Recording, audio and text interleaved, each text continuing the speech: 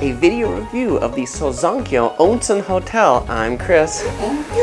And today we're going to tell you everything you need to know if you're considering staying at this hotel, including the location and what's around the hotel and the inside of one of the rooms. But let's start with the location. This hotel is located in Japan on the southern island of Kyushu. It's located near Mount Aso, which is the active volcano that's in this area. And it is a traditional ryokan, or a traditional wooden Japanese onsen hotel. When you check into these sorts of hotels, when you come into your room, they give you a yukata. And if you're big like me, they give you a big yukata. And, well, they don't have panda-sized ones. But Topher's got his little headband on that says, Japan #1. But he can say it in Japanese. Hola. Hola! That's Spanish, Topher. How do you say that in Japanese? Bonjour. Bonjour is French. Okay, you're going on the table. All right, so let me show you around the room. Before I start, this hotel is pretty reasonably priced. We stayed here in January. This room was $163 a night, including breakfast. So let's start when you come in the room. What room number are we staying in? Well, it's this one, a game of match the symbols, and a big wooden block for the key to be on. So let me open it up and we'll take you inside. These keys are so retro. I'm used to using key cards. So when you come into the room, the first area you come into is the entrance alcove. If you look down on the floor here, there's these kind of wooden things. I'm wearing the slippers for the outside. I take these off as I come into the wooden entryway. And actually, when we came in, we were brought in by one of the hotel staff. We came into this entry area and all these things were closed, and of course I opened this one and she told me that's the toilet, don't go that way. So we'll go into the main part of the room, which is this way. So come on in, I'll set the key down, and so this is a traditional Japanese style room with tatami mats on the floor. There's a table in the middle with a little low seating chair. The table has set for making green tea in here. There's some green tea bags. We'll see where the hot water is in a moment. Some teacups, things like that. I'll point out the heat over here. This thing called Corona is super hot. It's actually gas, and there's actually a flame that's in this thing. This place is really old school. And there's new school, there's an air filter behind it, and an air conditioner up there, though we're here in January, so I don't think we're going to have to use the air conditioner. There is a television on the ornamental alcove, but I should point out this is not to place your luggage because it's the traditional ornamental alcove of the hotel. This is the closet that's in the room. Inside the closet, it has a basket that has the yukatas. This is where mine was. It also has the towels. You would take these to the hot spring bath. It has socks, the obi sash that I'm wearing, and then there's a couple of bags, one for men and a woman, to take with you to the hot spring. The box of Kleenex is also here, and traditional for Japanese hotels, the fabric freshener and air freshener on a cool hanger. There's also down here a very large safe, and you can put your stuff in there and keep it locked up. Also has a key. You have to put in a 100-yen coin to get the key out. I find that funny. It's a coin locker literally in the room. So let's go head over here to this part of the room that had these rice paper things on it, and we'll open up these doors. This is a very interesting seating area. It has 2 leather chairs with a table and a window, and the windows, well, they're super fogged up because it's like 1 degree Celsius outside and 26 degrees Celsius inside, so it causes some fog. The other interesting part about the sitting area is what's back in this part of the sitting area, which is the sink. Would you expect a sink to be in a sitting area? Well, no, this is where the sink is in this room. Water, this is the water for drinking. There's soap, shampoo. There's the typical Japanese set of a razor, hairbrush, toothbrush, cotton brush. There's a... this is where you'd get your hot water for tea, and they've kindly filled it up for water. And then there's a little refrigerator down there. So now you may be saying to yourself, Chris, if this is where the sink is, then where's the toilet? Well, I guess I gave it away because I showed you where the toilet is. So let's go ahead and check that out. I want to point out one other thing before we go over there. In the room, there's this little alcove which has the futon or the bedding. That's going to be made later tonight, so I'll show you that when they come back and make the bed. Back in this little entryway, that was the front door. There's more bedding, more futons over here. Obviously, you can have a lot of people sleeping in this room. And then the toilet is in here. And before we go to the toilet, I want to point out, we're going to look down at the floor now. There's a pair of slippers here in the toilet. These are the toilet slippers. Make sure to wear the toilet slippers when you go to the toilet, because you do not want to take the dirty toilet floor onto the tatami mat. That is to be kept clean. So once we have our toilet slippers, then we can come into the toilet room. It is one of these fancy traditional Japanese toilet seats. It has the buttons for bidet and all those kinds of things. And I want to point out that when you flush it, if we look up here, this is where the sink is. And then if I flush it correctly, then the water runs here. While it's flushing, you can wash your hands out of that sink. And then there's some paper towels to dry your hands. I will also say this water here in January, it is ice cold. I mean, I think it's like snow that's melted and come down from that mountain. All right, well, let's check in with me, check in with you. Let's check in together after dinner, and I'll show you what the room looks like when the beds are made.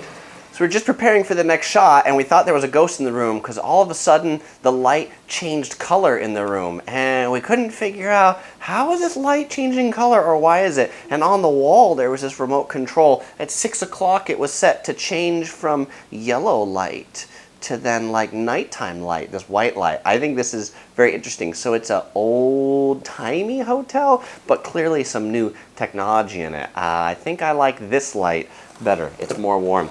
I also wanted to show you, there's this book that they put in the room, obviously because we're English speaking, that is 3 steps on how to wear a yukata. And it tells you how to wear this thing, how to take off your shoes, not to leave your luggage. By the way, if you want to know how to use an onsen, all this stuff, you should just watch my video on how to use an onsen. I go step by step through this in there, so I won't tell it to you here. But this is a very nice touch. The other thing I want to mention is this sitting room, and actually any of the other rooms except the main room with the heater are like super duper cold. So I'm not sure that we're going to be sitting in here all that much. I mean, maybe when we come back from the really hot onsen, the hot spring, I could see we might want to cool off a little bit. And it also has some curtains that we can put down here if we want to as well. But, you know, I don't think we actually need this because there's so much frost on the window we can't see in or out anyway. Alright, so as promised, it's after dinner and hot spring time, and as you can see right here, the room ninjas have come into the room and made the beds or made the futons. They got these comforters here. There's a little like 3-4 inches of foam and a pillow. The table's been moved over to that side of the room with all of our stuff on it. You can see it's very, it's a lived-in room we've got here. So we just also came back from the hot spring, and the hot springs are nice. There's 4 different hot springs in this property. There's a men's hot spring, a women's hot spring, and then there's 2 private hot springs. The private hot springs are open air. The public hot springs, the big men's and women's ones, those are all inside. But boy, I feel kind of like a cooked lobster right now. Pretty hot. Okay, Topher, we just finished breakfast and got out of the hot spring. Do you know what time it is? It's Topher review time. It's the time for us to review the hotel. And for those of you who know, we rate things on a scale of 1 to 5 Tophers. And this hotel is going to get 3.5 Tophers. 3.5 Tophers. So before I get into the pros and the cons, let me tell you a little bit more about the hotel, and then we'll get to the pros and the cons. And if you're wondering why I'm talking quietly, it's because we're in the hotel's lounge/bar. In the morning, this is a lounge. This is nice jazz music in the background, but at night, it's the hotel's bar. You can see the sake on the wall behind us. So this property, it's over 100 years old. It's been a classic traditional Japanese style hotel ever since a famous poet stayed here. There's this big room where this poet stayed, and then it turned into a hotel. There's only about 16 rooms in this hotel. At least that seemed to be how many we counted on the map, so give or take a few. But it has a nice, small, boutique-ish feel. It's really great if you're driving a car, because there's not much really around the hotel. You're coming here, you're going to check in, and you're basically going to stay until the next day. I think it's really good for a one-night stay. You might not want to spend more than that here, though, because it seems like these hotels are typically one-night stays. But it's nice because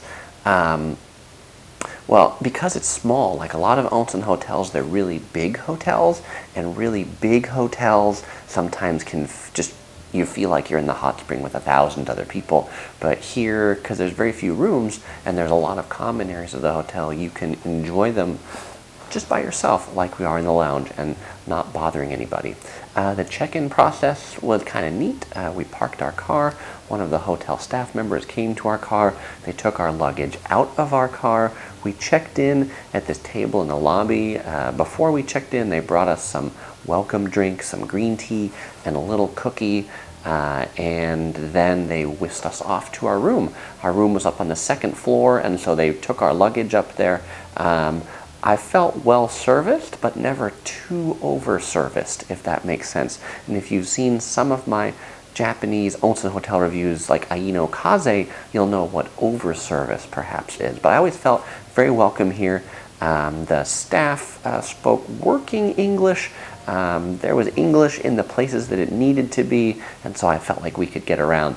We just finished breakfast, and the breakfast was interesting because it was kind of a Japanese set meal in a box, but then a little buffet on the side. The buffet was mostly for rice, miso soup, drinks, coffee, and cereal. But I think it was a fairly decent breakfast. You have to pick a time that you want to eat breakfast, between 7:30 and 9:30. That way they have everything set up there for you. Let's see, some of the other pros. While we were sleeping in the room, it was very quiet. This hotel, it's kind of, I don't know, I almost want to say a little bit in the middle of nowhere. Not completely nowhere, because there's other buildings around it, but also is a very quiet place. They tell you some rules in the hotel that you need to be quiet when you're in common areas so you don't make it noisy. And I think there weren't too many guests, so it wasn't noisy at night. We slept nice. We were warm in our little room.